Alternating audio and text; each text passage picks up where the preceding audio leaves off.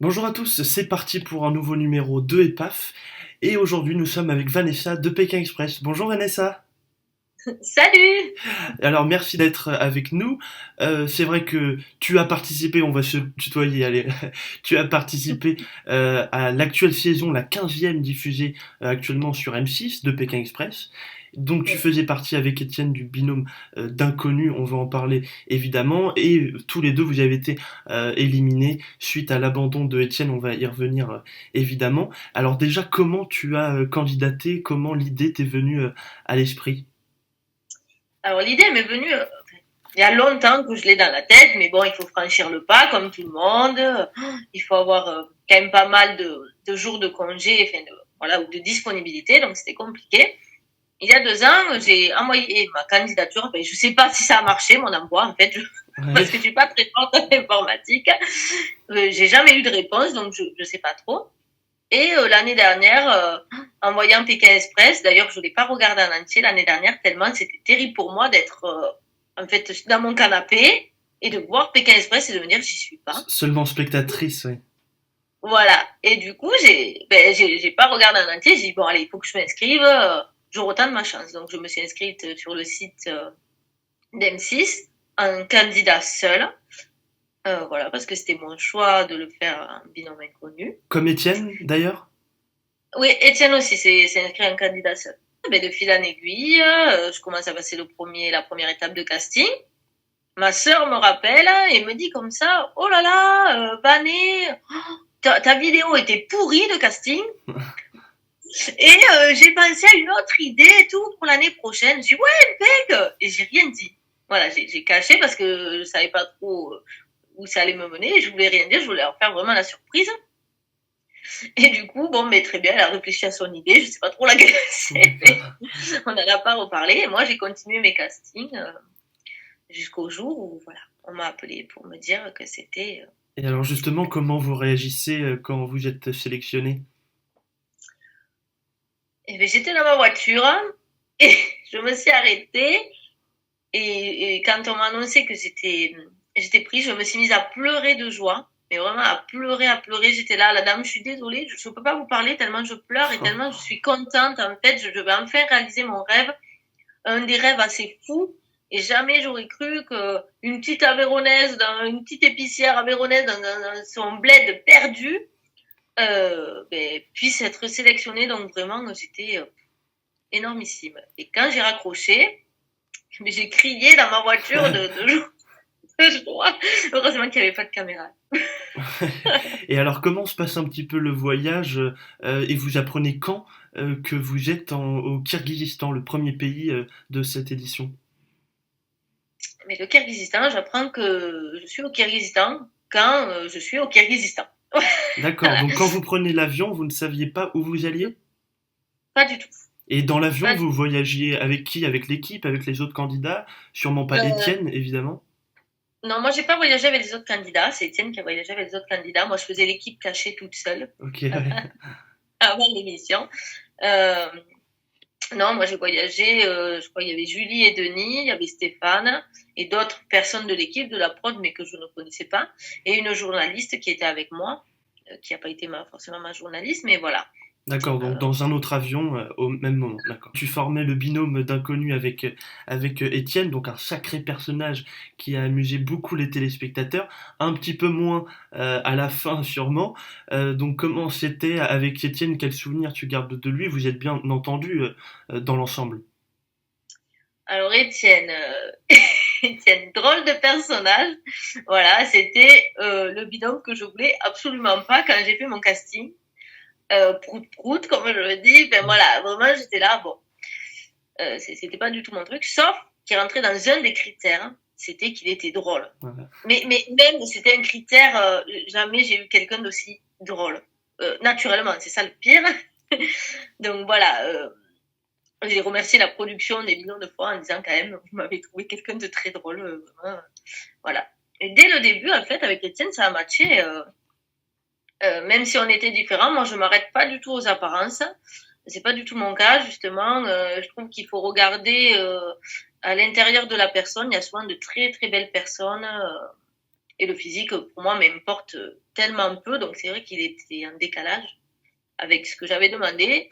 Mais finalement, voilà, je garderai que les bons souvenirs avec Étienne, les gros fous rires qu'on a pris même en off, hein, voilà.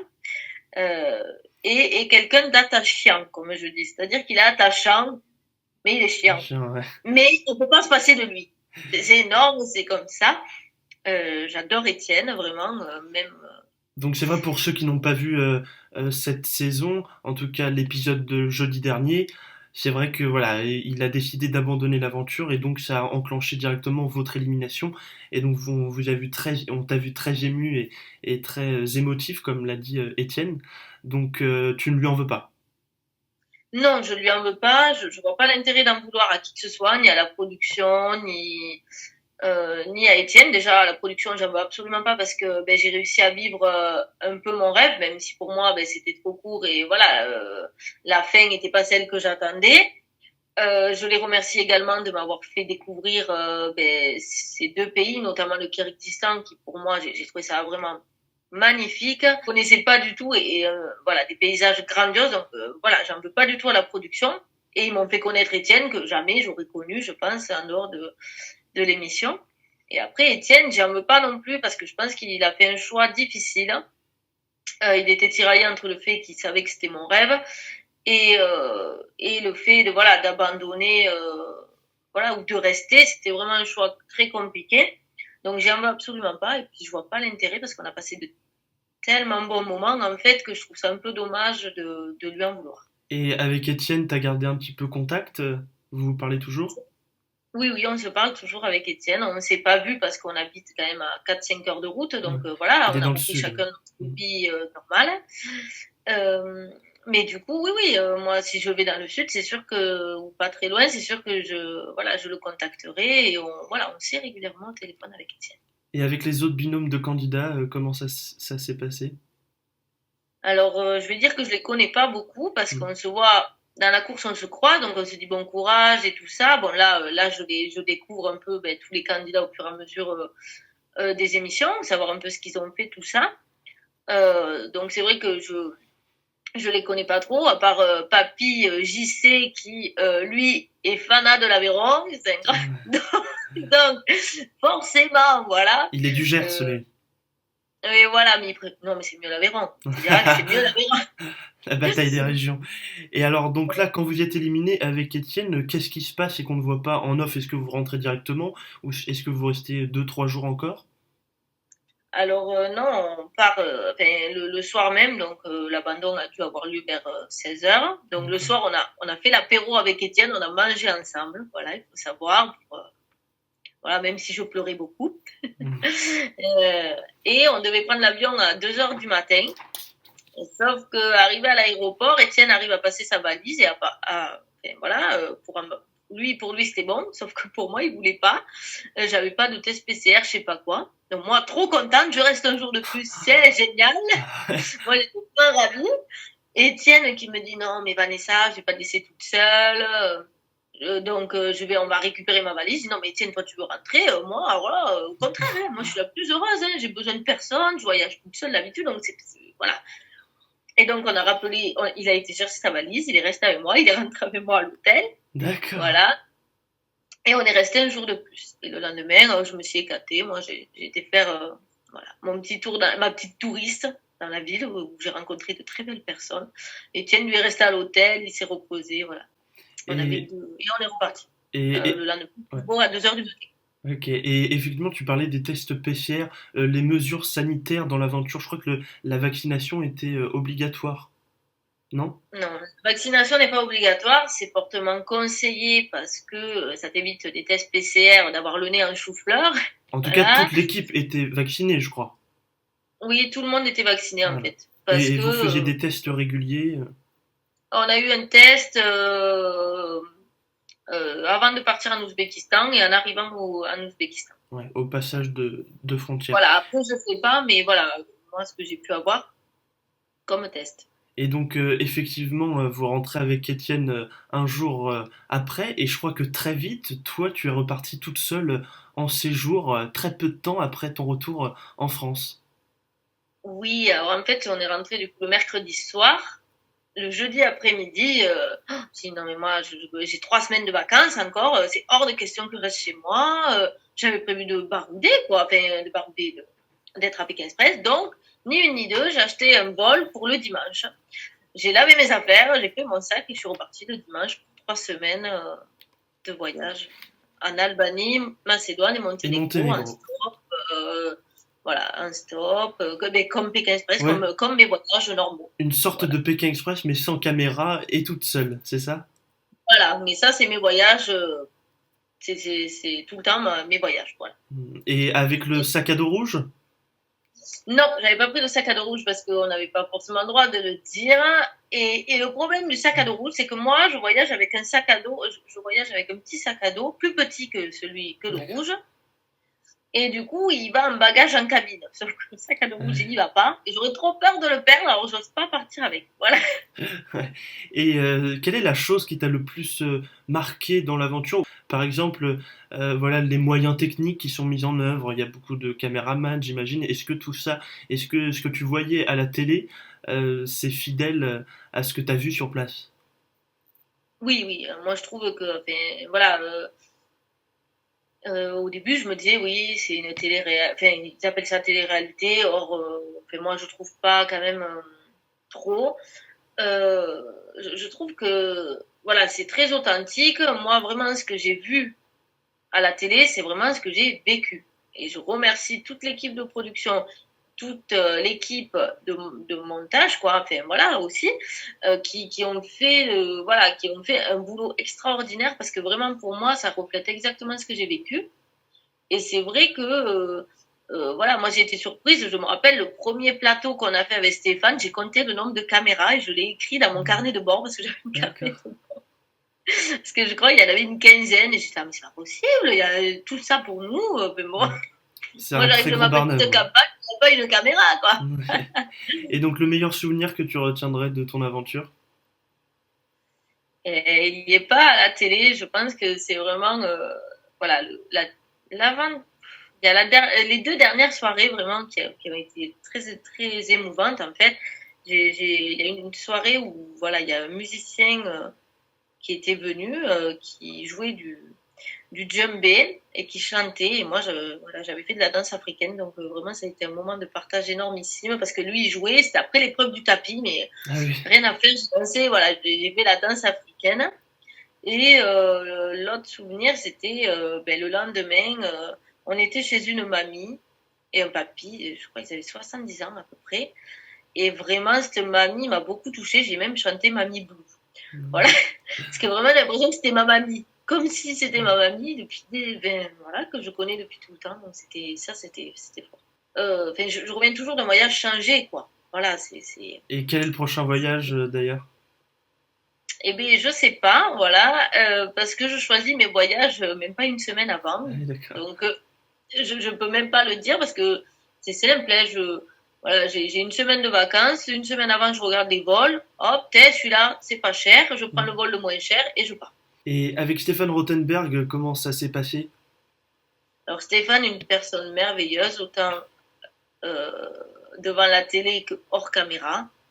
Moi, je trouve que c'est vraiment quelqu'un pareil de naturel, d'authentique, qui est vraiment proche aussi de la population locale et des voyages. On sent que même s'il a beaucoup voyagé, même si, voilà, il n'est pas du même peut-être milieu social que nous, vraiment, il se met à la portée de tout le monde et ça c'est une très belle personne, Stéphane. Et t'avais déjà fait de la télévision avant ou c'était ta première expérience?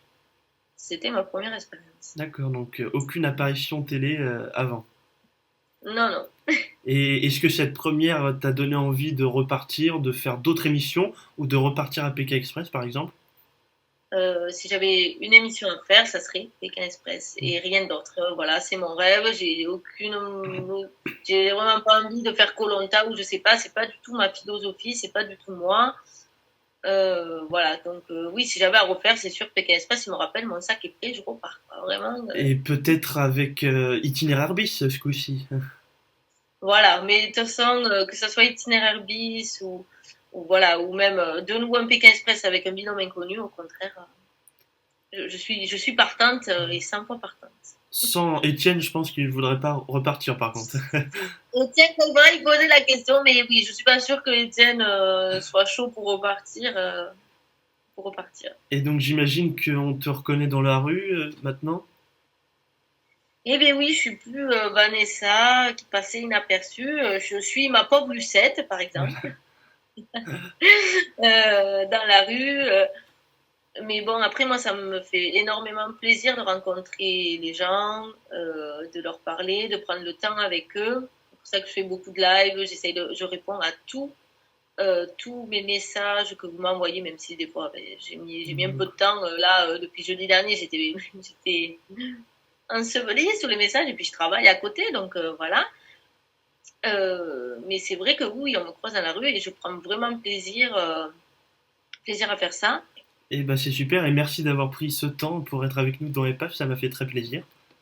Non, mais ça avait vraiment grand plaisir. Merci à toi de m'avoir reçu. Ça me touche énormément, tout votre soutien et tout cet engouement. Vraiment, C'est vrai que ça me fait.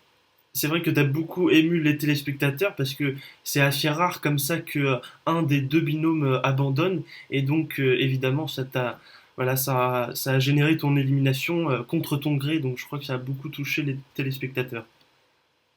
Oui, je pense aussi que ça a beaucoup touché parce que je reçois des nombreux messages, vraiment, des commentaires. Ben, j'ai pas le temps, vraiment, je me suis focalisée sur les messages privés que j'ai reçus en Ouais. masse avant de me focaliser sur les commentaires. Mais voilà, vraiment, moi, ça me touche tellement, en fait, voilà, que les gens m'apprécient pour ce que je suis parce que j'ai pas joué un jeu. Vous venez à l'épicerie, les clients, ils vont vous dire c'est la même. À la télé, c'est la même. Donc, vraiment, ça me touche énormément. Voilà, d'avoir eu autant de gentillesse des gens, c'est que du bonheur. Voilà, c'est vraiment que du bonheur.